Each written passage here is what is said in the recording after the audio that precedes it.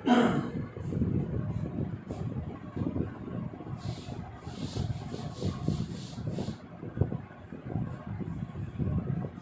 तो भाइयों देखो, आज पूरा प्रयास करते हैं, थोड़ी लंबी क्लास ले लेंगे भले ही, पर ये पहले चैप्टर को खत्म करने का, क्योंकि दिन काफी हो गए इसको, है ना। तो शायद मैंने एग्जाम्पल 44वां करा दिया था और 45वां कोई खासा कठिन है नहीं। साहचर्य और क्रम विनिमयता पूछ रहा है।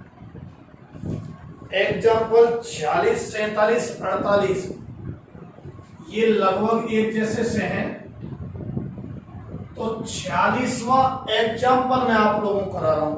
लीड नहीं लगाई मैंने, 1 मिनट मोबाइल में इसको लगा देता हूं।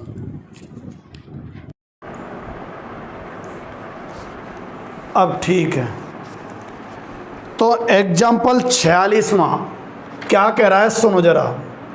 आपको ए बराबर यानी कि एक समुच्चय दे रखा है, 1, 2 और 3। इससे स्वयं तक सभी एक की फलन की संख्या ज्ञात करो। इससे और स्वयं तक, अब समझना, ए से और स्वयं तक, ए तक, ये भी ए है, ये भी ए है, इसमें भी 1 2 3, इसमें भी 1 2 3, ठीक है। तो एक की फलनों की संख्या पूछ रहा है। एक के लिए अनिवार्य है सबका अलग अलग संबंधित होना। 1 2 3 एक तरीका, या 3 यहाँ 2 यहाँ 1 दूसरा तरीका, 2 यहाँ 1 यहाँ 3 यहाँ तीसरा तरीका। ऐसे बहुत सारे तरीके बनेंगे। यूँ समझो कि 3 अवयवों को 3 स्थानों पर सेट करना है अलग अलग, एक ही हो जाएगा। यहाँ एक की के लिए 3 अवयव 1 2 3 को 1 2 3 के साथ अलग अलग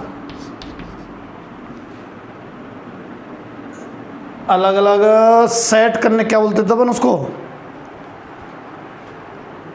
ये परमुटेशन मान लो एक तरीके से ना, क्या बोलते हैं परमुटेशन की हिंदी, क्रमचय के साथ अलग अलग क्रमचयों की संख्या कितना बैठ जाएगा भाई, फैक्टोरियल 3 अर्थात 6, ठीक है। 3 को 3 के साथ एडजस्ट करना है। ये 46वां एग्जाम्पल हो गया। अब मैं 47 और 48 एक ही बात है, 48वां करा देता हूं आपको। आपको समुच्चय दे रखा है 1 2 3, यहां ए बराबर 1 2 3, इसमें 1 2 और 2 को अंतर्विष्ट करने वाले तुल्यता संबंधों की संख्या 2 आनी चाहिए। ए में किसको 1 2 तथा 2 1 को अंतर्विष्ट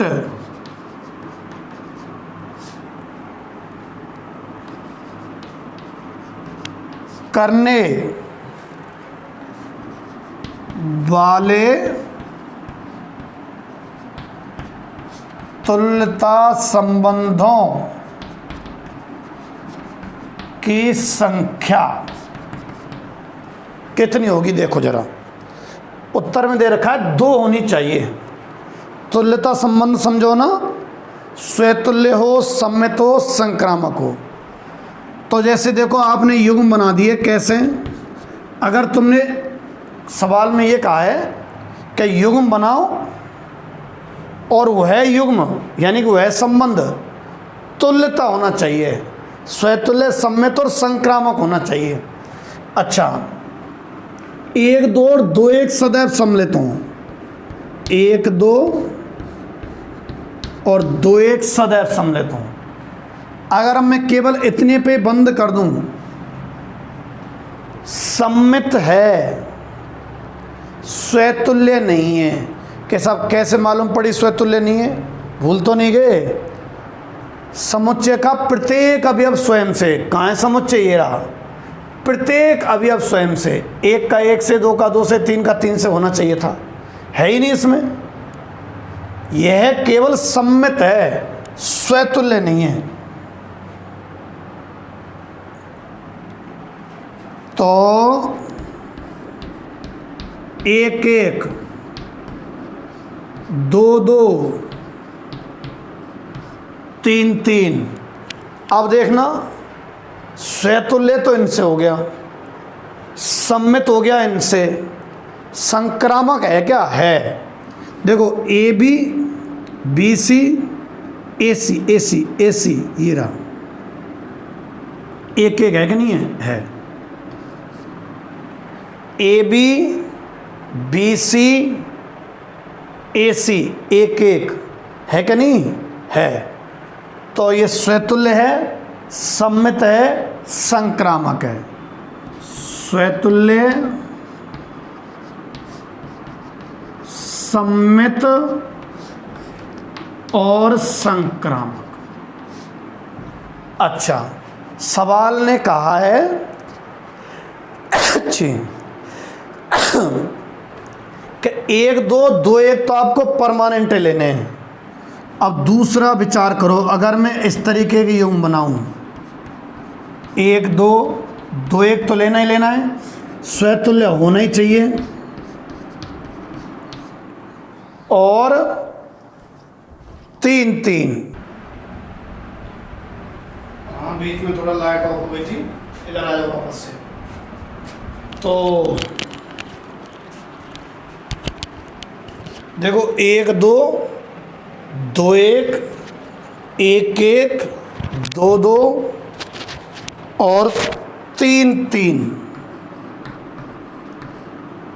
इतना सम्मिलित करना तो परम आवश्यक है।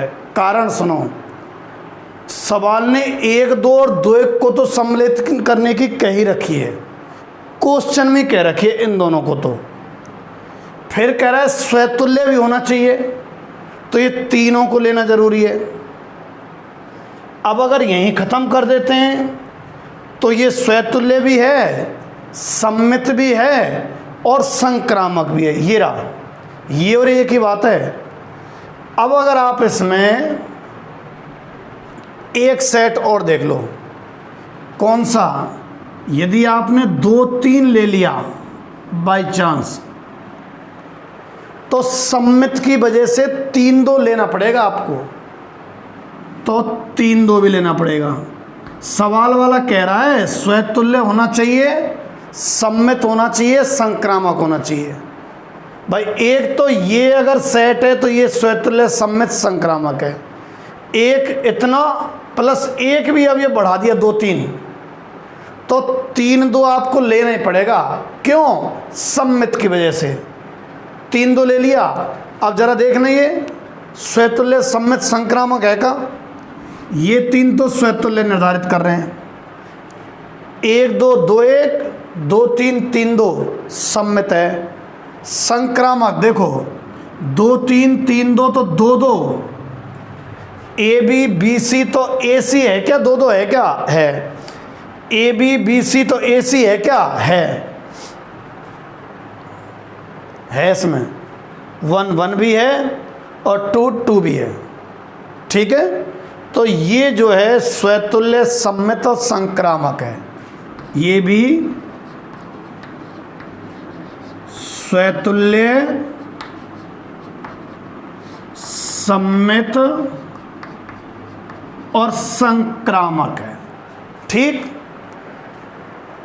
तो कौन सा हो गया? 48वां। 49 कुछ इसी तरीके का है। एक आध की मैं PDF डाल दूंगा इक्यावन वगैरह की। अब अपन विविध के क्वेश्चन पर चलते हैं।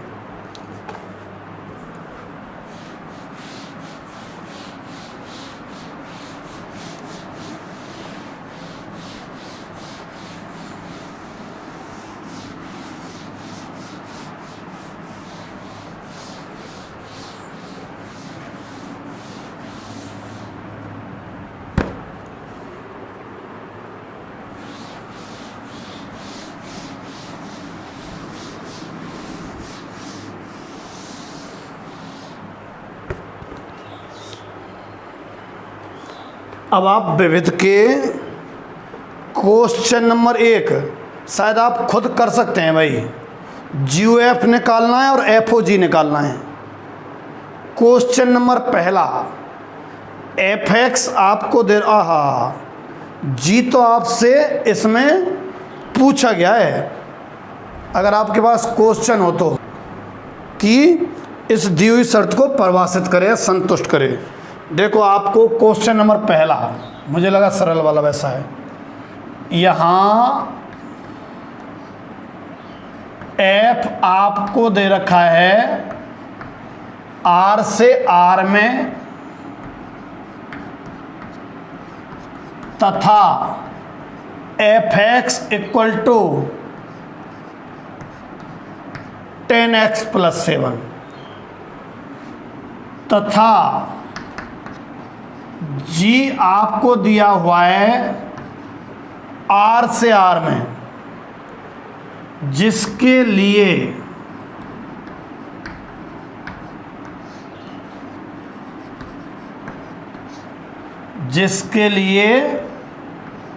GOF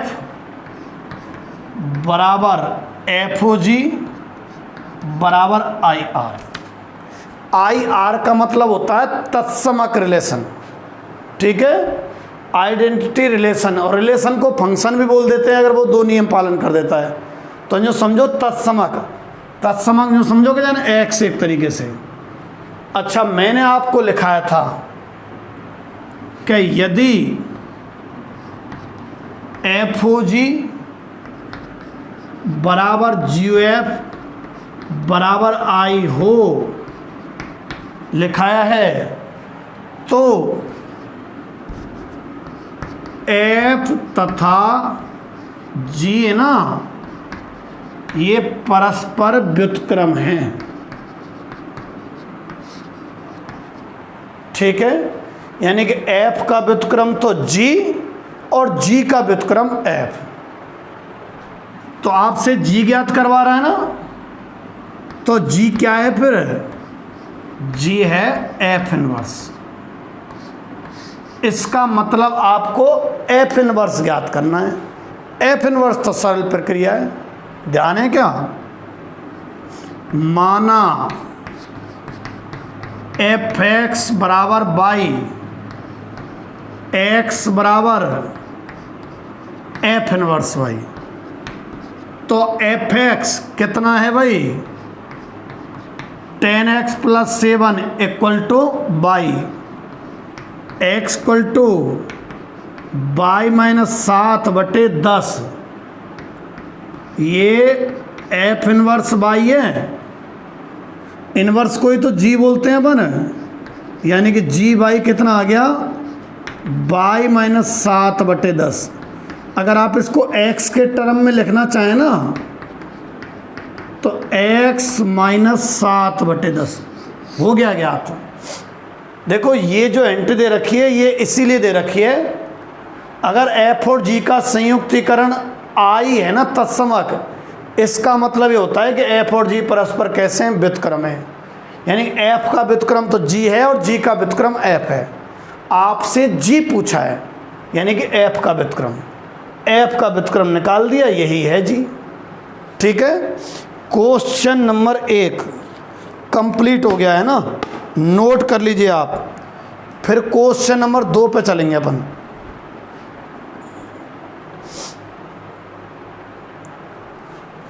प्रयास किया जाएगा आज खत्म करने को इसको, ताकि कल नया चैप्टर मैट्रिक्स बहुत ही आनंददायक, ठीक है, बहुत ही आनंददायक चैप्टर है, मज़ा आएगा तीसरे चैप्टर को पढ़ने में। अब आप आइए क्वेश्चन नंबर 2। आपको यहाँ सवाल में फलन दिया हुआ है fn बराबर कितना कितना, सुनो, n-1 भी है और n+1 भी। n-1 तो कब है? सवाल में से उतार रहा हूँ, अभी तो मैं कुछ नहीं कर रहा हूँ। यदि n विषम है, और ये कब है? यदि n सम है। ठीक है, सिद्ध करो f व्युत्क्रमणीय है और f का प्रतिलोम फलन भी ज्ञात करो। सिद्ध करना है f व्युत्क्रमणीय है।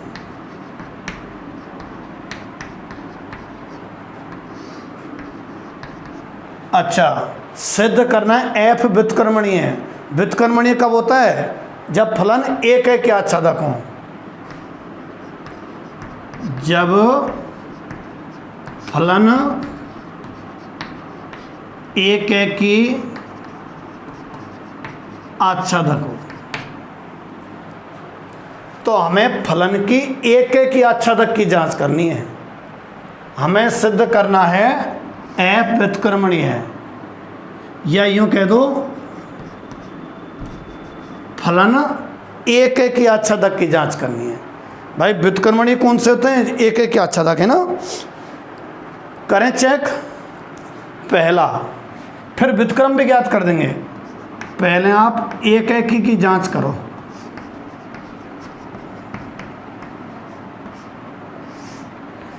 एक एकी की जांच, तो देखो एक एकी जांच कैसे होगी। fx1 बराबर fx2 करते हैं। अगर x1 बराबर x2 आ जाए, हालांकि मैंने दो चीज़ें समझाई थी, ध्यान करा रहा हूँ आपको। एक तरीका तो ये था कि fx1 बराबर fx2 पर अनिवार्य x1 बराबर x2 दिख रहा है क्या? नहीं दिख रहा।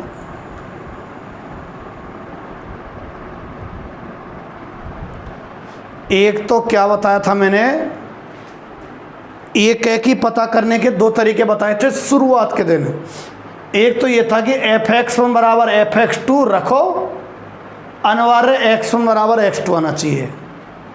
और केस दूसरा, एक तरीका ये भी था क्या, अगर मैं x1 और x2 बराबर नहीं लूँ तो fx1 और fx2 भी बराबर नहीं आने चाहिए।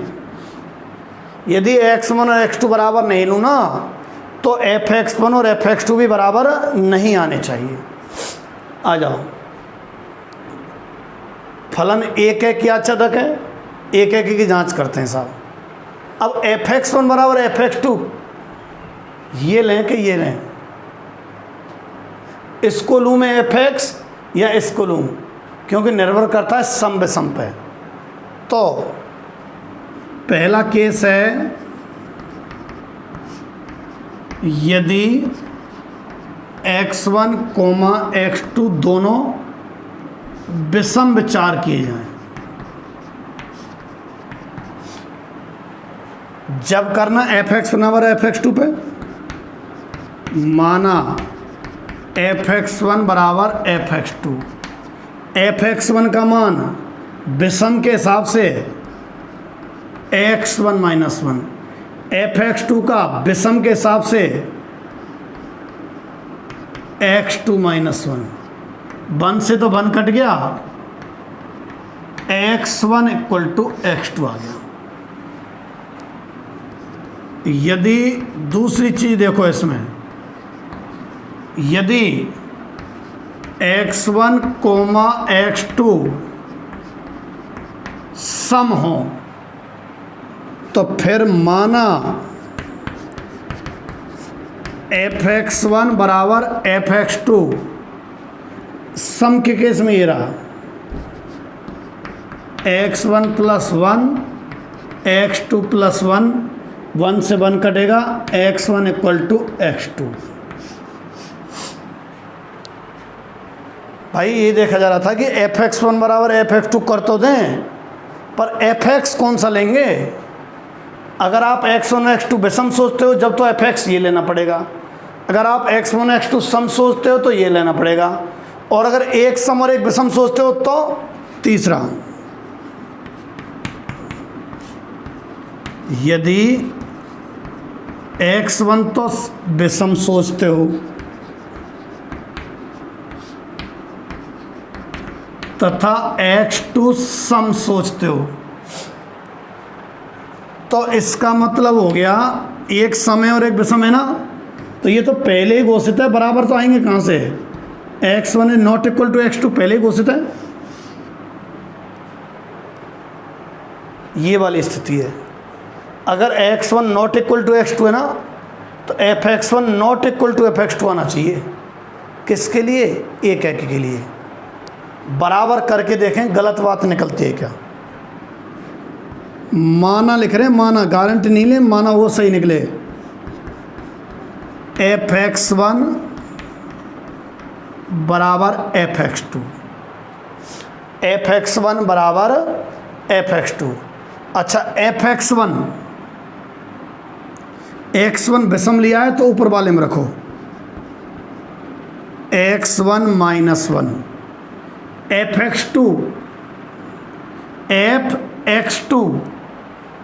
x2 सम लिया है ना, इसमें रखो, x2 प्लस 1 उधर जाएगा, ये आया x1 minus x2 equal to 2। यह संभव नहीं है, कारण सुन लो, x1 विषम है और x2 सम है। सम और विषम का अंतर सदैव विषम ही आएगा, जबकि बराबर में कितना है? 2। क्या कर रहा हूँ मैं? x1 तो विषम है, x2 सम है, तो सम और विषम का अंतर तो सम नहीं आ सकता, लेके देख लीजिए विषम आएगा, तो यह संभव नहीं है।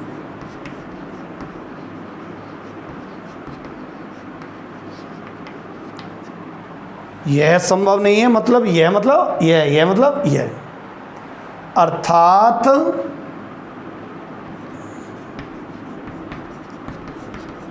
fx1 is not equal to fx2, ये निकल के आ गया। अगर fx1 बराबर fx2 किया तो अनिवार्य x1 बराबर x2 आ गया। यदि x1 x2 सम है, यानी fx1 बराबर fx2 फिर किया तो फिर x1 बराबर x2 आ गया। और अगर ये बराबर नहीं लिए तो fx1 और fx2 बराबर नहीं आए। यही तो है, या तो ये हो जाए या ये हो जाए।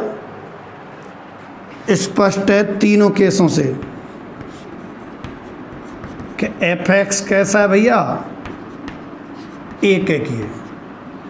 अब आच्छादक की जांच करो।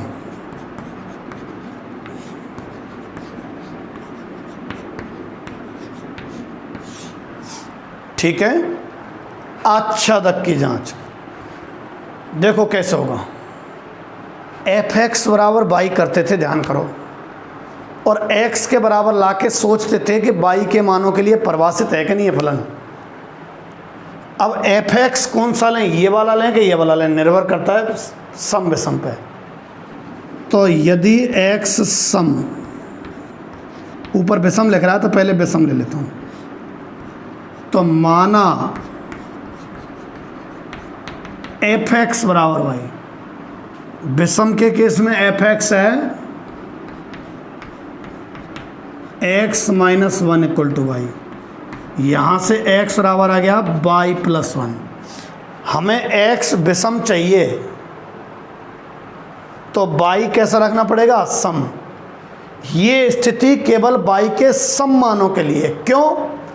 y सम रखोगे प्लस 1 कर देंगे तो विषम, तो x आ जाएगा विषम। क्यों? हमने x विषम विचार करके सोचा है।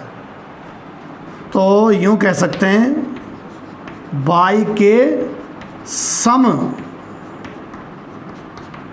मानों का पूर्व प्रतिबिंब है।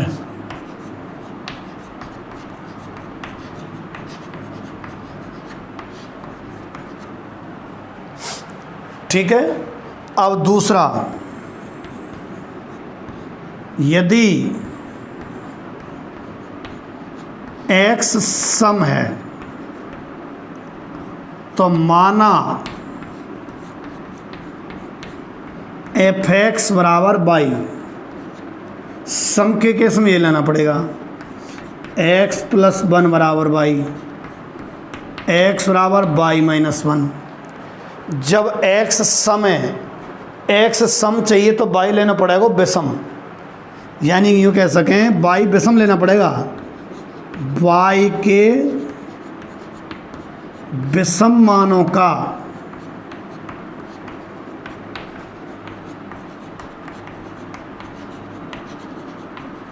पूर्व प्रतिबिंब है। ठीक है, वाई के विषम मानों का पूर्व प्रतिबिंब है। देखो वाई के सम मानों का पूर्व प्रतिबिंब है और वाई के विषम मानों का पूर्व प्रतिबिंब है। और कहाँ से कहाँ है फलन? W से W, जानो W बबलू। अरे W में या तो सम होंगी या विषम होंगी। हमें मालूम है कि W में सम या विषम, अर्थात यूँ कह सकते हैं वाई के प्रत्येक मान का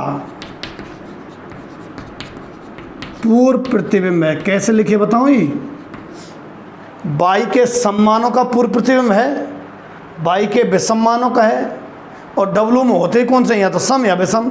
जब सम मानों का भी पूर्व प्रतिबिंब है, सम का भी, और विषम मानों का भी पूर्व प्रतिबिंब है, इसका मतलब सब का पूर्व प्रतिबिंब है।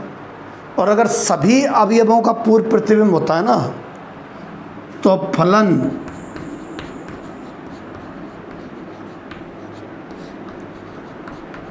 आच्छादक होता है। ठीक है, और नीचे अगर दिख रहा हो तो प्रतिलोम देख तो रहा है साइड, सुन लो प्रतिलोम फलन।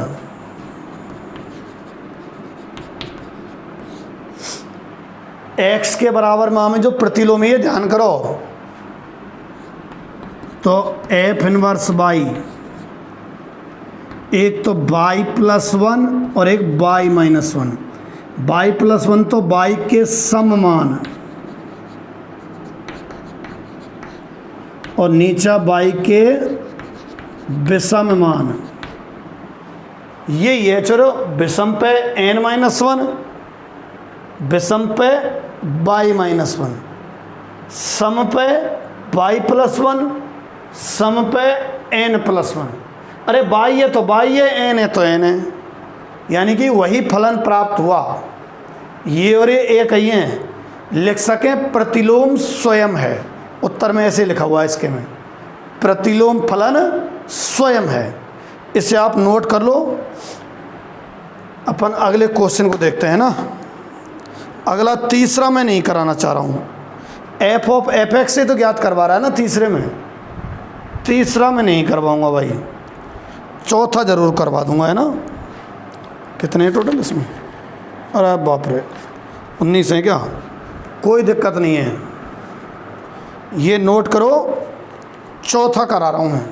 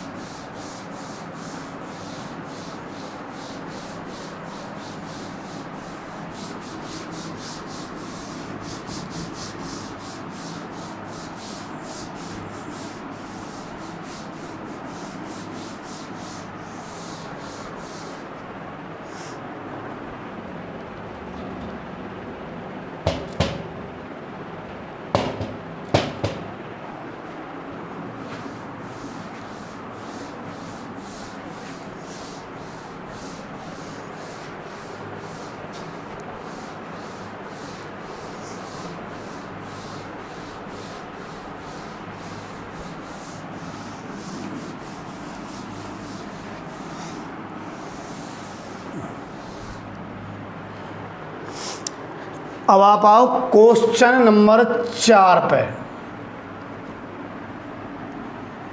यहां एफ कहां से कहां दे रखा है आपको? आर से और -1 और 1 के बीच में, यूँ ले लेता हूँ मैं, थोड़ा उसको शॉर्ट कर दिया।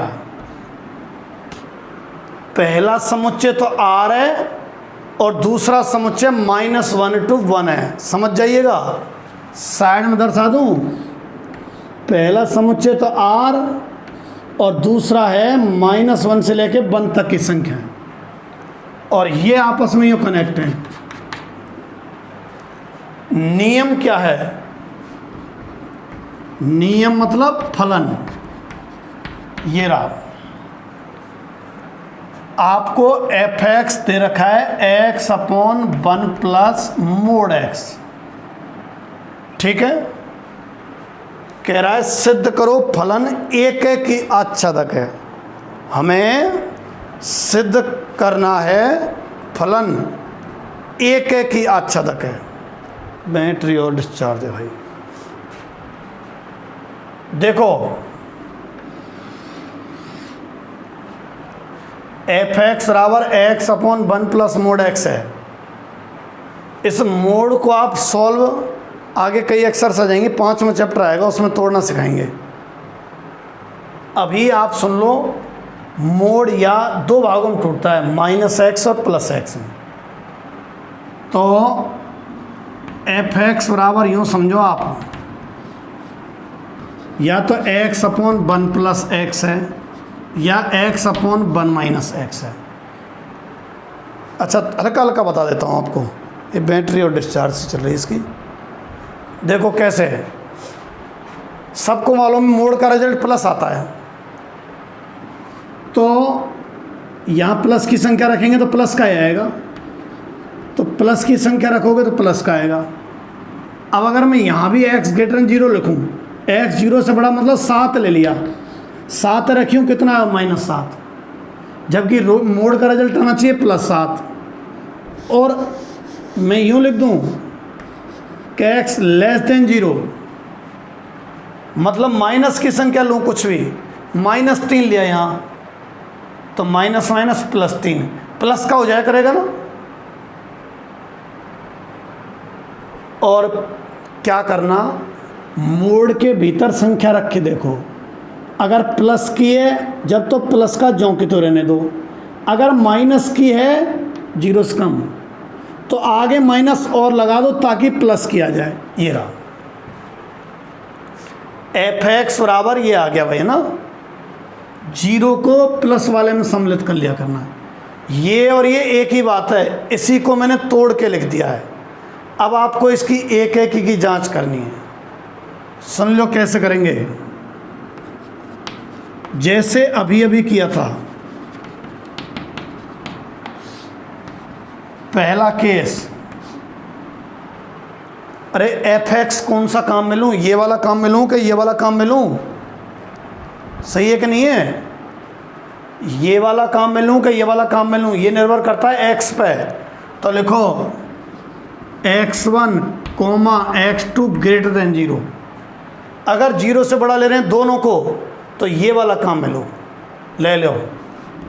माना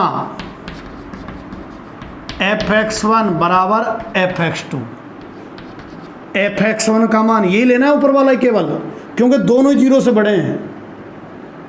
तो x1/1 प्लस x1 और x2/1 प्लस x2, इससे जब आप हल करोगे तो x1 बराबर x2 आएगा।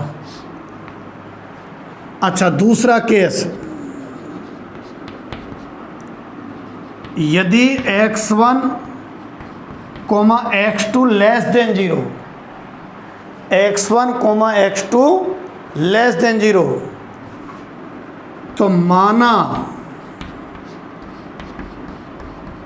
f(x1) बराबर f(x2), ठीक है, f(x1) बराबर f(x2). अच्छा, f(x1) सुनना जरा, f(x1) बराबर f(x2) < 0, तो ये वाला काम लेना है, x1/1 - x1, x2/1 - x2, बज गुणन करें, x1 माइनस, कुल मिला के x1 बराबर x2 आ जाएगा, कर लेना आप। सब कट जाएंगे। अभी वाला सवाल था ना, उसकी तरह 3 केस होंगे, जब दोनों जीरो से बड़ा हों, दोनों जीरो से छोटे हों। अब केस है तीसरा, यदि कोई एक तो जीरो से छोटा और एक जीरो से बड़ा। बैटरी डिस्चार्ज है, बार बार देखना पड़ेगा कब जाने बंद हो जाए। चल तो रही है।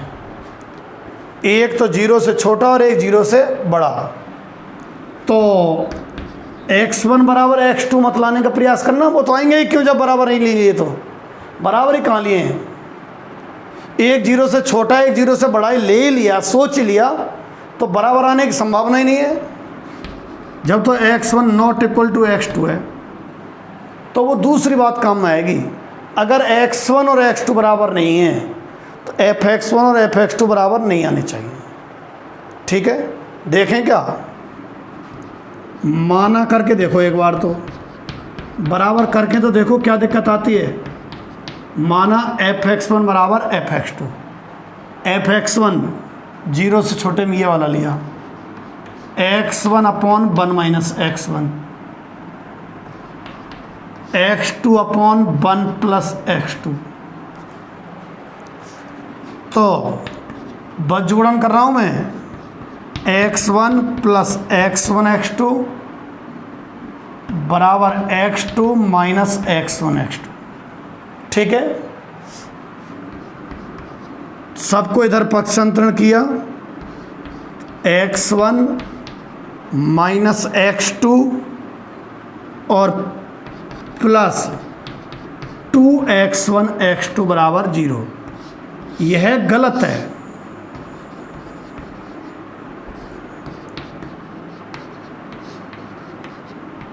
करना विचार गलत क्यों है। x1 x2 के मान हमने जिस हिसाब से लिए ना, उस हिसाब से विचार करना कि ये गलत क्यों लिखा हुआ है। देखो जरा, मैं बोल के बताता हूँ। x1 कैसा है, नेगेटिव है कि ना है, तो पहला पद माइनस का,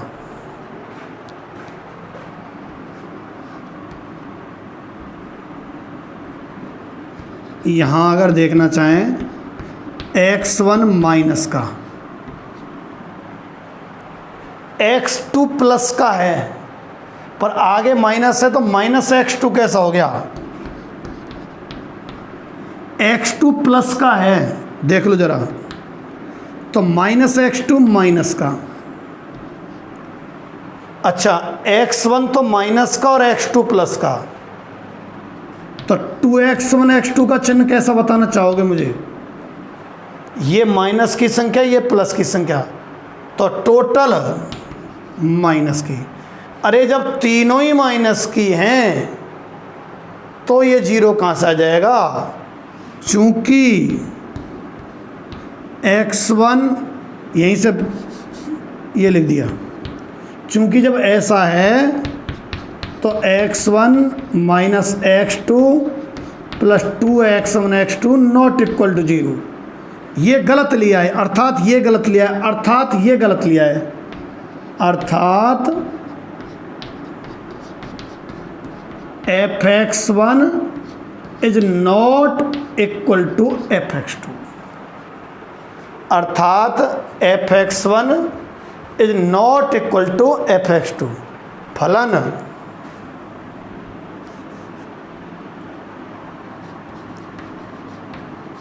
एक ही फाइनल हुआ भाई। जहां हमने fx1 बराबर fx2 करके देखा, वहां x1 बराबर x2 आ गया। जहां हमने x1 not equal to x2 लिया, उसके लिए fx1 not equal to fx2 आ गया। फलन एक ही है। आच्छादक इन दोनों से ही आना है, आच्छादक। ये नोट करो आप पहले। बैटरी बची हुई है क्या, बची हुई है। ये नोट करो, मैं आच्छादक करा देता हूँ।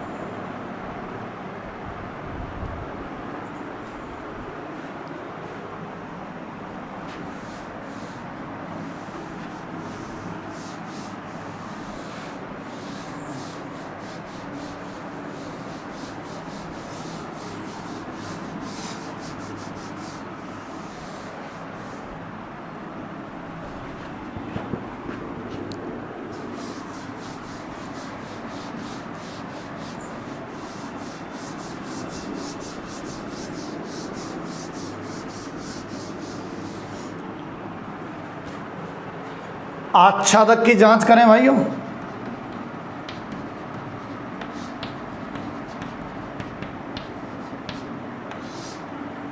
आच्छादक की जांच, तो देखो आच्छादक की जो जांच है, दो केस है ना, दोनों केस में एफ एक्स बराबर वाई देख लो। पहला केस है x greater than equal to 0। कैसे करें, माना एफ एक्स बराबर वाई, यानी एक्स अपॉन 1 प्लस एक्स बराबर वाई, यहाँ से गुणा किया एक्स बराबर वाई प्लस एक्स वाई, यहाँ से एक्स के बराबर मारा है वाई अपॉन एक्स के बराबर मारा है वाई अपॉन 1 माइनस वाई। अब आप वाई कुछ भी रख लो -1 और 1 के बीच में, एक्स वास्तविक ही आएगा। बस क्या दिक्कत है, वाई नॉट इक्वल टू 1, वो तो है ही नहीं। क्यों? क्योंकि पहले से ही देखो दूसरा समुच्चय कौन है, वाई दूसरे समुच्चय में से होता है वाई -1 to 1, मतलब -1 और 1 के बीच में। तो -1 और 1 के बीच में तो रख दो, एक्स परिभाषित है, y बिलोंग्स टू -1 to 1 में x बिलोंग्स टू r है, नो प्रॉब्लम, कोई दिक्कत ही नहीं है। केस सेकंड देखो, कुछ भी ले दो आप -1 और 1 के बीच में y का मान, x आ जाएगा। अच्छा दूसरा देखो आप, x लेस देन 0, तो माना एफ एक्स बराबर y, x upon 1 minus x बराबर y, x y minus x y, x बराबर y upon 1 plus y, x के बराबर वाई अपॉन 1 प्लस वाई। अब देखो यहाँ y नॉट इक्वल टू -1 होना चाहिए। अगर y का मान -1 हो गया तो x अपरिभाषित हो जाएगा। तो -1 तो है नहीं, क्यों? क्योंकि सवाल ने कह रखा है कि y की वैल्यू -1 और 1 के बीच में लेनी है। हाँ बीच में तो रख दो, कोई दिक्कत नहीं आएगी। अगर y का मान -1 और 1 के बीच में हो ना, तो x क्या होगा, r होगा। तो इसका मतलब हो गया क्या कि y बिलोंग्स टू -1 से 1 में प्रत्येक अवयव का पूर्व प्रतिबिंब होगा, प्रत्येक अवयव का पूर्व प्रतिबिंब होगा। अतः फलन कैसा होगा भैया, आच्छादक होगा। ठीक है, ये आप नोट कर लो। Question number 4,